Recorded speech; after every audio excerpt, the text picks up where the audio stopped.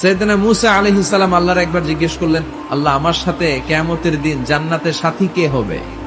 আল্লাহ বললেন, তোমার সাথী হবে একজন কসাই। সাইয়েদনা মুসা আলাইহিস সালাম অবাক হলেন, ঘটনা কি? আমি হইলাম নবী আর আমার সাথে জান্নাতে থাকবে কসাই? আল্লাহ বললেন, নিজেই দেখে আসো এটা কেমন কসাই। সাইয়েদনা মুসা আলাইহিস সালাম ছদ্মবেশে কসাইয়ের দোকানে দাঁড়িয়ে রইলেন। কসাই শুধু গোশত কাটে, গোশত বিক্রি করে। দেখলেন স্পেশাল কোনো আমল নাই। দিন শেষে দোকান বন্ধ করে প্যাকেটের ভেতরে গোশত নিয়ে বাড়ির ভেতরে ঢুকে যাওয়ার পর ঈসা আলাইহিস সালাম ঘরের দরজার কড়া নাড়লেন। কসাই বলে, কে? মুসা আলাইহিস সালাম বললেন, আমি মুসাফির, থাকার জায়গা নেই, আপনি যদি থাকার জায়গা দেন আপনার বাড়িতে থাকবেন। কসাই বলে, এই ঘরে একটু থাকেন, ওই ঘরে আমার একটু কাজ আছে।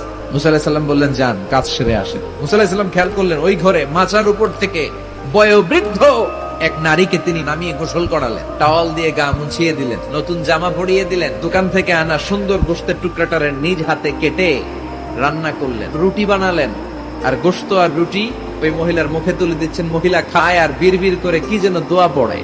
ওই মহিলাকে খাওয়ানোর পরে কসাই সাইয়েদনা মুসা আলাইহিস সালামকে মেহমান হিসেবে খাবার নিয়ে আসলেন। খেয়ে আপনি ঘুমিয়ে পড়েন। মুসা আলাইহিস সালাম বললেন, ততক্ষণ পর্যন্ত তোমার আনা খাবারে আমি হাত দিব না, যতক্ষণ না তুমি বলবা ওই মহিলাটাকে।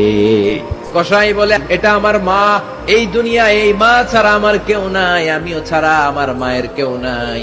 তোমার মা বিড়বিড় করে কি যেন পড়লো, কি পড়ে তোমার মা? কসাই বলে, আমার মায়ের একটা পাগলা দোয়া আছে, আমার মা প্রতিদিন বলতে থাকে, আমার ছেলের উপর আমি এতটাই রাজি খুশি, শুনেছি এই জামানার বনি ইসরায়েলের সবচেয়ে বড় নবী, ওই নবীর নাম নাকি মুসা।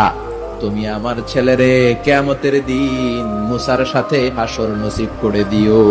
মুসা আলাইহিস সালাম এবার বুঝতে পারলেন, হাফেজে কোরআন যাবে না, শহীদরা যাবে না, ওলিরা যাবে না, নবীরা যাবে না, আমার সাথে জান্নাতে যাবে কসাই। এটা মায়ের দোয়া। কার দোয়া? যাদের মা দুনিয়াতে বেঁচে আছে সকলেই কমেন্টে আমিন লিখে যান।